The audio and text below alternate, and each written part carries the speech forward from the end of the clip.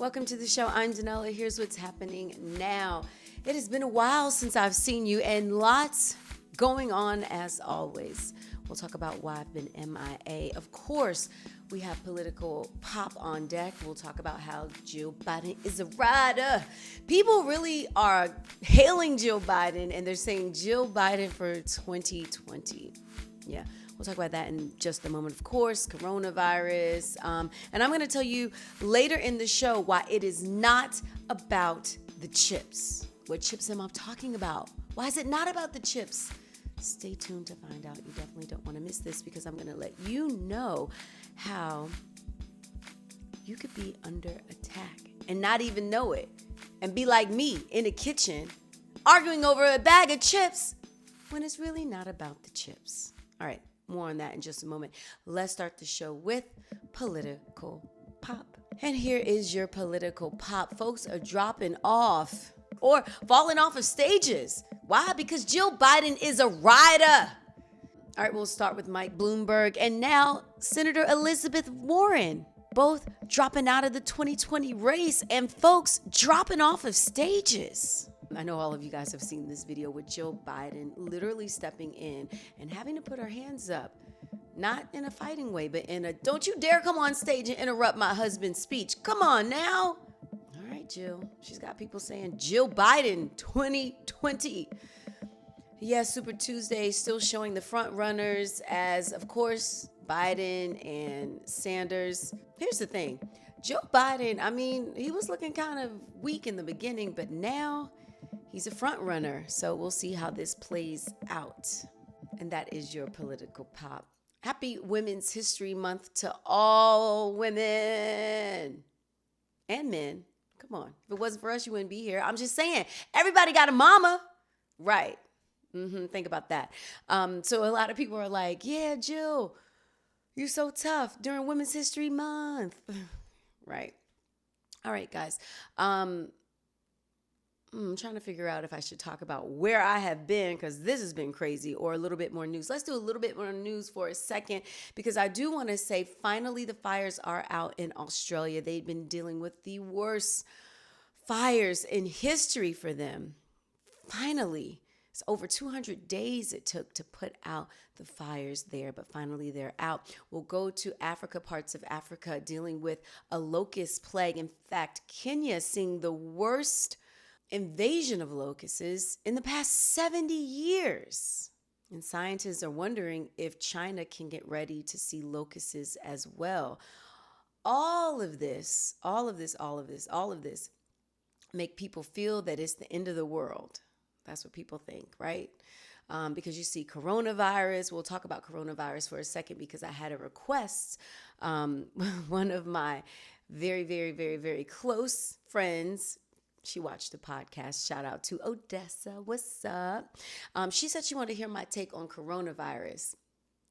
Listen, man, here's what I think about it. Do I think that this is a sign of the end of times? Before I answer that, first let me say, do I think it's real? If you listen to Trump, and other supporters, this is just some hoax. Doesn't seem like a hoax. People are getting sick. I will say this. Let's talk about some of the facts because it's not about really, it's important not to scare one another, but it is important to focus on all right, the science of it. What should you look out for? One, think of this as a flu. In a sense, really, people that are more affected would be people that are smokers, they're saying. Also, if you have a weak immune system, if you're older, I think they said over 30s. It's like, dang, man. So really, I don't know why anybody would still be smoking. Cut that out. Weak immune system. So the main thing is this, guys. Listen, they said, you want to stay 3 feet away from strangers. That makes sense. So if you see somebody coughing, you got to get away. Secondly, main thing, always wash your hands. That's the most important. Always wash your hands. Here's the hardest thing to me. Don't touch your eyes, your nose, or your mouth. It's hard, especially when I get tired. I always want to rub my eyes. I'm quick and famous. Like, is there anything there? I mean, I get a runny nose a lot. from allergies. Yeah, so you don't want to do any of that because you could be, in fact, infecting yourself. But that's just good across the board. Even if you don't believe in coronavirus, I don't know how you wouldn't, but still, either way, that's good protection. Washing your hands at least 20 seconds and not touching your orifices on your face to avoid any contact with a virus or potentially infecting yourself with bacteria or virus. You want to avoid that. Now, here's what you have to really pay attention to: these masks.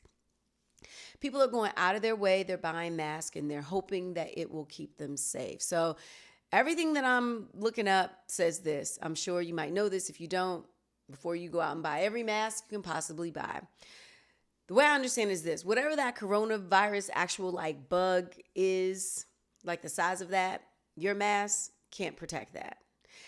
Right. So if you think about it, when you look, and you see it in New York, they're disinfecting the trains. If you look in China, when they're disinfecting the area, nobody that's cleaning up has a mask like that you would get at the drugstore. That makes sense? No. They have a whole super mask. They're, completely cover up their body, cover the gloves. So here's the thing. If those light masks could protect us, then the health worker would be wearing them, right? But they're not.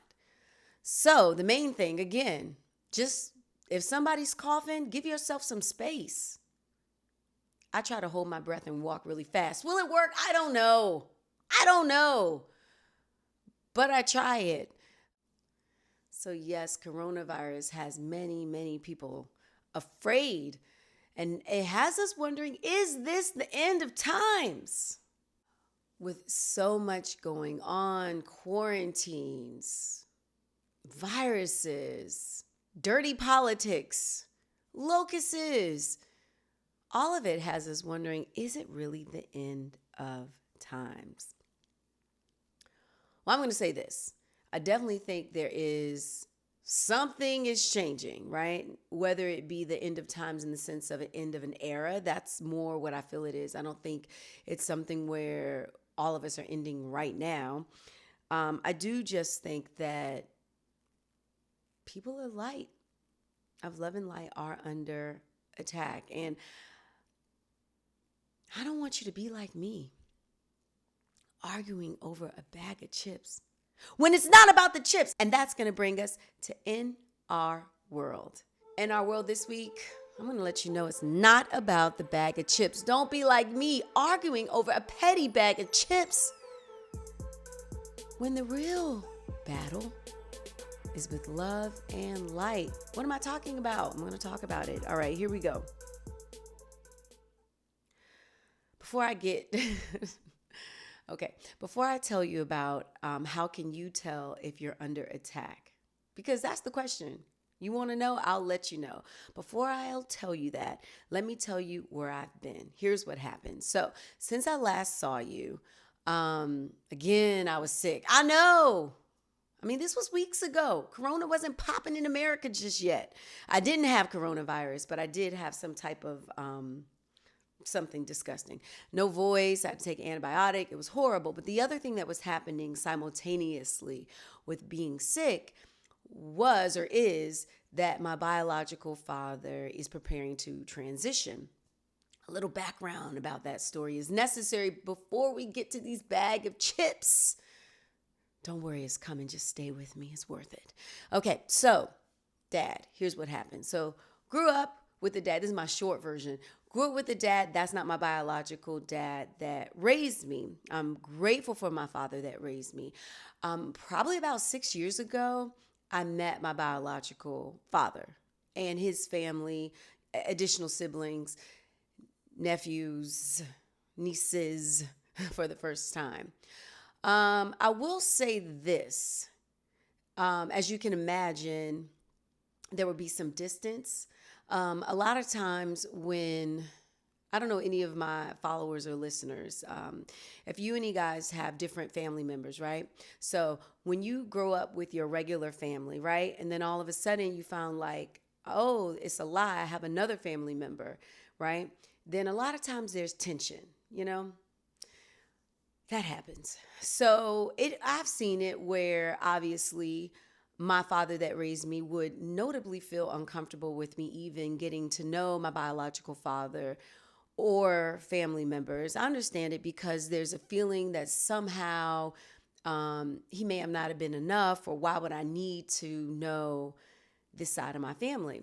So that's on my end. And I want to talk about my older sister through my father's side. On her end as well, from some family member, it's been really weird because ever since we found each other in the past, I guess 7 years, going on 7 years now, we are really close. We talk almost every day. um, Definitely every week. Very, very close. And it's amazing because with, my son, he doesn't know a life without her. And with her children as well, we're close. I'm Aunt Danella,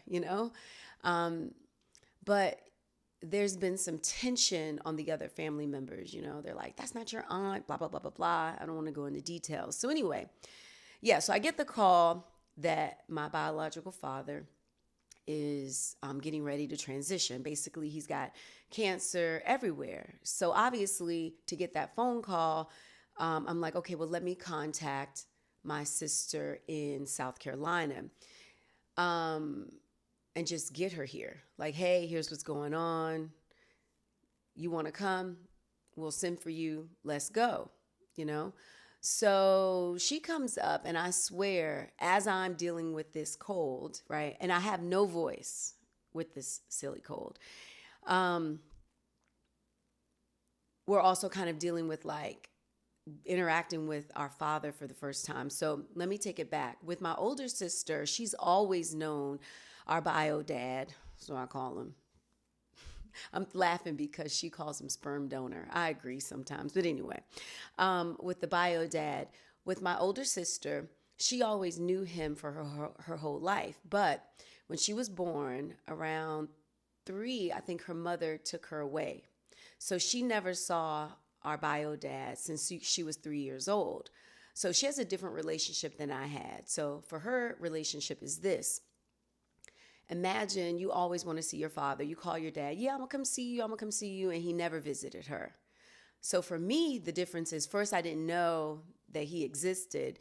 Then when I found out he existed, it was kind of like, dag, man, I get letters from people in jail, like jail mail. And I don't have no contact from my biological father, which is weird because there's not another Danella Sealock, especially black. There's Daniella's, Latinas, popular name there, but there's no Danella Sealock. Come on, homie. So I just never understood it. Then imagine my shock and surprise to find out we were living in the same town. Crazy. It was also crazy when I finally met him. My aunt took me. So he has a younger sister, and she's somebody else who, thank God, we found each other super close to her. Well, she was like, I'll take you to your father's house. I lie to you not. I knock on the door. And my sisters, I didn't know who these people were at the time, were like, hi, Danella. You want to talk about mind blown? Ooh, it was hard for me emotionally because I was like, yo, you guys live like, I don't know, 40 minutes away. And I never knew them, and I never got my niece, my nephews, never met them. And my little brother was tough. So anyway, yeah, basically, I guess in their defense, it was some protection in a sense of like, oh, we didn't want you to think that, we wanted anything from you. And that's what the siblings say. Dad, whatever, it is what it is. But that's what the siblings say. So now imagine, just got to give you this backdrop. So me virtually with a stranger, I'm just saying, I know him in spirit. We have a very strong spirit connection. I know that's weird. Just saying. Physically, I don't know. I didn't have phone calls, those kind of things. Even when we reconnected, it wasn't, a very strong relationship. It just is what it is. And I think at the point that, I was then and I am now, I'm a grown adult. all I really need is just information, like information, health information, life information, like who are you? What was your life like? What are relatives like? Those kind of things. But it was crazy, man, because I remember one of the days we were in the hospital together, and he had on a breathing mask, and I adjusted it. And there was so much other drama going on, and that's going to get to the bag of chips. It's coming. I know. Thank you for holding on this long. It's coming. There was so much other drama going on that it became difficult for like myself and my sister to even like process all the things that we were going through. Like I remember clear times that we were saying like we're robots, like just robots kind of showing up. Our goal really was to just see him and let him know that we forgive him and we don't want him feeling as though there's some unresolved issues with us, but also to show him respect, like your time is ending here on earth. Let us bring you love and light and just enjoy some time together while we have it. Man, you would have thought that my sister and I were like burning the house down because so many people were being like negative to us over and over and over. It's like, oh my God, we could barely focus, about my dad is getting ready to pass away. And you guys know this. We've talked about this on the show before, but I know you've experienced this in your own life. And that is death can bring immense healing and love and closeness. But it can also bring disaster and feuds. And, you can see people when facing death, families can be torn apart or heal. And, that's what my goal, my sister and our goal was, let's just heal so that this transition can be one of peace. It was not that way for all. Ooh, when I tell you, people were not happy campers. And it was just hard, like hearing like so much negativity that when we were actually in the room with him, for example, it was hard to even process. I remember it took 2 days for me to realize like, dang, the other day was the first time I ever touched my biological dad's face. That's crazy. That's crazy. Sorry, I'm getting a little emotional for myself because like sometimes you could be so involved with like so much other stuff that you can't even process like something monumental or something that's even kind of like, yo, that's kind of sad. Like, wow, that's sad that I'm, this old and literally am touching my father's face for the first time just to adjust a face mask, From what I hear, because I don't remember this, I think my biological father was around till I was about maybe 2 years old. I do know my sister remembers him being around, my sister with my mom, because her whole life she remembers him around. We have a 3-year age difference. So she would have been, if I was 2, she would have been 5. So she fully remembers him and, has these stories. But man, I tell you, it was just so much drama that we were facing. So here's the thing. The other thing simultaneously happening was, as my friends, I'm checking in with some of my friends. They're calling like, hey, how's everything going? What's going on? I realized that some of the battles that we're facing, we as being, my sister and I, aren't unique to us. Meaning people of light all over are being attacked in some kind of way, dealing with something.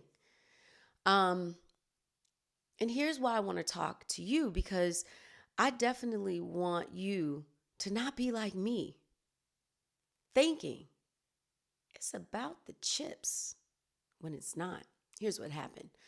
So my sister, she's in town. And so for the majority of her visit, she's in a hotel. We have her in a hotel.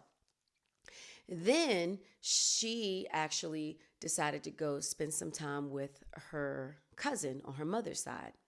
So her cousin was like, she's an older woman. She said, "Oh, yeah, come stay with me in the house. Everything's all good."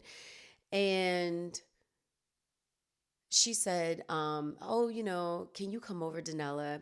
Her sons ended up coming up towards the end of the week, and we all wanted to spend some time together. So I was taking my nephew with my sister, with my mom, to spend some time with my nephews, with my sister from my father. All right, I know it's getting a little tricky, but the nephews are going to kick it, and myself. So we go over to her older cousin's house. I just have to say this because I'm still thinking this is a safe space. Everything's good. Like, this lady could be a grandma. She's definitely a mom. So everything is going all good. I come in the house and we were supposed to do like a game night. So I called ahead. Hey, just want to make sure it's fine. I can bring my nephew. We come, kick it, have the boys play some games. I'll bring some chips, maybe some soda, some dip, all the things I never, ever buy for myself. But I'm doing this because what? Young cats like this. Game night. So when I come into the house, the woman says to me, like, "I'm so offended you would bring food to my house." And then I say this. I'm so sorry. I didn't bring these chips to be offensive. I brought it to be helpful. I know that the boys are going to play games. And one, I didn't know what you had. But two, I didn't want them to eat up everything you had. You know how boys are. So now this conversation continues. Literally, I am justifying bringing chips and soda, yo. I don't live that life. I'm just saying, it's not the life I live on a regular. Anyway, I'm justifying it, and little do I know, it's not about the chips. I didn't know it was about the chips. If I had known it was about the chips, I would have still apologized, because that's how I am. I would apologize for this action seeming offensive. But I wouldn't have kept going and feeling like, oh, let me help her understand. I'm not trying to be offensive. I'm trying to be helpful and considerate. I didn't know I was in an argument of, well, if I didn't bring anything, it would have been, could you believe they came to the house and didn't bring nothing? Because what I didn't know was there was already some conversation prior to me even arriving. What I didn't know was there was already some pushback because of the relationship my sister and I share. What I didn't know was there were things being said about me in a negative light, and me not realizing that it's not about me and it's not about the chips. Really, what it's about, because both my sister and I were experiencing it, or have experienced this kind of pushback in different ways from different family members. And in other scenarios, whether it be family, whether it be your job, whether it be friends, and other scenarios we find ourselves in, and we're presented with like this dilemma seemingly, right? And the more you start talking about it, the more you realize it's not really about this conversation, because this don't make no sense. Well, what my sister did tell me was she had a conversation before I arrived. She had conversations with different family members, and she'd been, in a lot of sadness because of how our relationship was being treated, And so it was hard for her. And while I was there, later she actually started crying, like fighting back tears, because she was just so hurt at all of the like hate that was just being thrown. And it's kind of like, at the end of the day, everybody, even though we're women, we're kids in this. We didn't ask to be born, technically, we didn't. We didn't ask to be born. And we were born in this environment. And, how do I say it? All we're trying to do is just connect to each other and bring love and light. That's all we're trying to do. And it was just tough because I felt like, man, we should be received sympathy. Instead, we were receiving from our other family member a lot of aggressiveness. I mean, I'm gonna be 100. There was even aggression between like the siblings. Not so much us, but just, I guess it could be kind of weird. Like, where have you guys been? I don't know. I just know that I have just been trying to just stay above board, stay intention driven, and not focus on the small things. So I had asked earlier in the show, are you under attack? How can you tell if you're under attack? I'm just saying. Here's how you can tell. One, are you on your job and a coworker comes to you with a air quote problem? Okay. And as they're telling you the problem, and then you start to talk about the problem, you realize this don't make no sense. Like, everything you're saying, it doesn't logically make sense. And so you start trying to make it make sense, and in your explanation, you start sounding crazy. It's not about the chips. You're under attack because the goal is to take you out your harmony. That's what it is. Also, could be with your family. You on the phone. And somebody is telling you in your family about something you ain't even said. It ain't even true. But they mad at you and want you to apologize. It's not about the chips. Don't be like me, wasting your time talking about a bag of chips when it ain't about the bag of chips. It's about dissension. It's about frustration, anger. It's about breaking up joy. It's really what it's about. I actually had someone tell me that they were, air quotes, arguing with a family member over a text. And the person was like, I didn't even say what my relative is mad about. So another relative called this person and was like, yo, y'all fighting?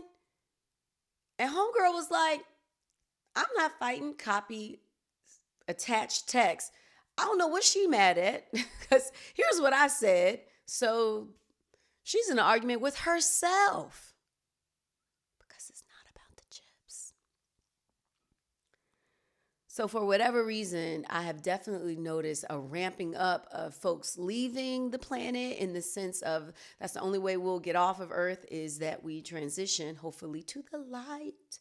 That's the only way off. I do see a ramping up of that.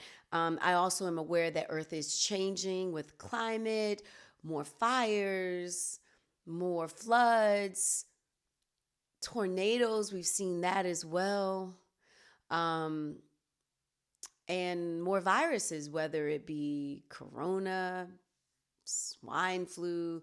So it's not so much as I feel that this is the end. I just think potentially it is a transition. My hope is that we are transitioning to more of a world of love and light as opposed to a world of what it's been. And if you don't believe me, just turn on the news and you can see what it's been. I'm not making this stuff up. It is what it is. Just watch the news for like 5 minutes. It's hard to watch the news for even 10. And I have to watch the news to talk to you about it. But it's hard to watch it, So I definitely think that there is a push to try to keep people in dark, because what my hope is and what I've been seeing is I do think that we're becoming higher evolved. And not everyone is happy about that. So for the last time, take a look at this. It's not about those chips, man. It's not about the petty argument or dilemma that's happening in your job, with your family, with your friends. It's not about that. So, how can we protect ourselves? The only way that I know to protect myself, the only way that I know to like kind of move through this, trust me, because I have been in the trenches. Trenches. I'm like, dang, can't a sister just deal with a passing? Can I spend time focusing on that? No. I gotta deal with all this other stuff.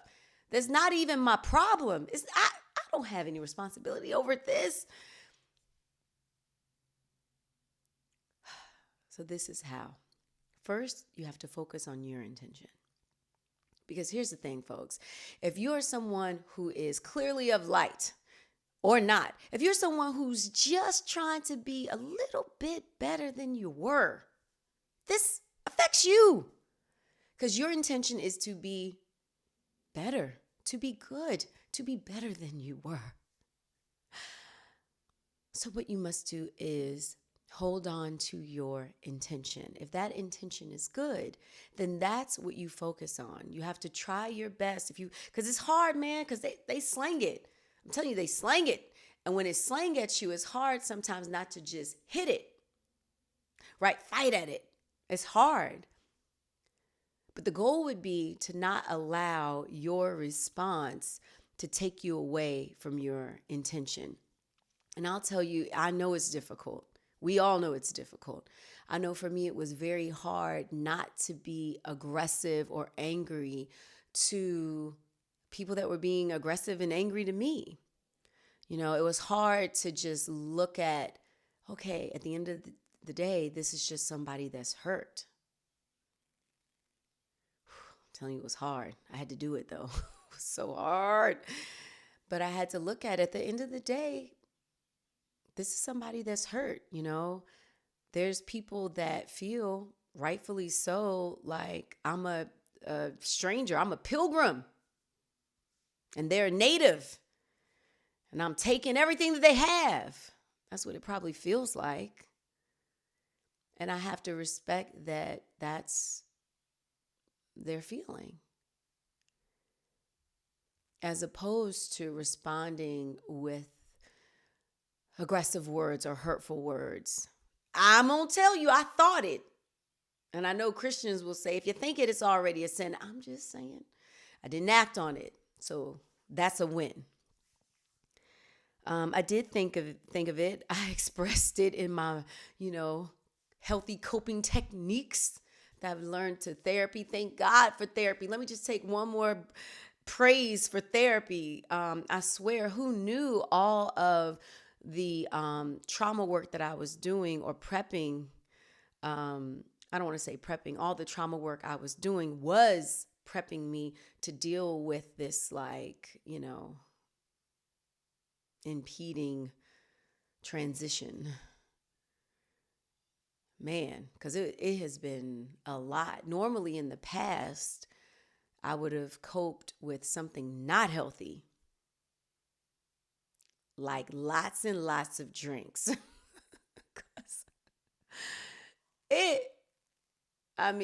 Crazy. But, and let me say, if you do drink, I'm not judging you and saying that that's not healthy, but the lots and lots of part, not healthy. But I'm grateful that I'd been doing a lot of work prior to this, because I know this would have normally been something very difficult to even be able to communicate, or process without somebody getting cursed out, somebody getting drunk, me, or somebody just shutting down completely and letting no one in. That's my normal technique, is I just completely self-isolate, which is also a form of self-harm. So I swear I've been so grateful to my husband for even recommending let's look into somebody that's an expert in PTSD. At first I was like, what you trying to say? Why don't you look into somebody? He's like, I have. Not for PTSD, but I'm getting you help. Here, call this person. Yeah, man. When he first brought it up, I was just looking at him crazy. Like, what are you? What? Mm. Now I'm like, you saved a life, multiple lives, your own, and you didn't even know it. So thankfully, I was able to institute some healthy coping mechanisms. But also, man, meditating, and focusing on the light and my intention, my higher self, has really helped me navigate and not go into either a downward spiral or go into like war with, the people that are just throwing it. So, yeah, man, do I think it's the end? I don't think it's the end, but I definitely think there's a war going on, and you need to protect yourself. Now, how you protect yourself, that's where the war really comes. That's where the war really comes. Some people feel guns. That's not my path. Some people feel I give you what you give me. That's not my path. I have a different path, and I'll just tell you what my path is one more time for the record.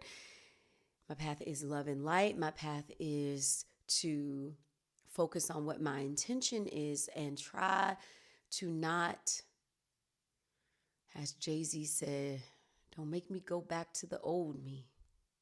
Don't make me go back to the old me. Don't do it. Don't do it. Shoot, man, when you get out the hood, you be like, I'm not trying to go back emotionally. I'm not trying to emotionally go back to, that fiery, let it all burn. We ain't got nothing to lose. No, I have a lot to lose. And that's what I had to tell myself. I was like, you have a lot to lose. Because, for example, if I were to attack my sister's family, at the end of the day, I would be attacking my sister. I would be hurting her. She doesn't need that. I love her. I want her to feel peace. I don't want to bring tension to her. So it would have been a lose-lose. I would have felt like I had won in the moment, but I would have lost the war. So yeah, man, I ain't trying to lose the war. I don't want you to lose the war. And the purpose of this podcast always is to share what is on my heart as being necessary to share. Yeah. So, judge for yourself. If you're at work, something seems shady. Don't make no sense. You 5 minutes into this almost argument, voices are getting louder. Hold up, hold up, hold up. Remember, it's not about the chips. All right, that's going to do it for me for this week. Thank you so much for joining the show. And thank you for your comments. Let me know if there is any topic, if you're like my friend Odessa. She wanted me to talk about coronavirus. For you, if there's any topic you'd like me to discuss, you can email me. If you like to be private, you can. DanellaNOW.com. If you're brave, let us all know. You can leave a comment right here. And of course, on all social platforms, you can reach me at DanellaNOW. I hope you have an incredible weekend, and I'll see you next week. And for the love of God, it's not about the chips.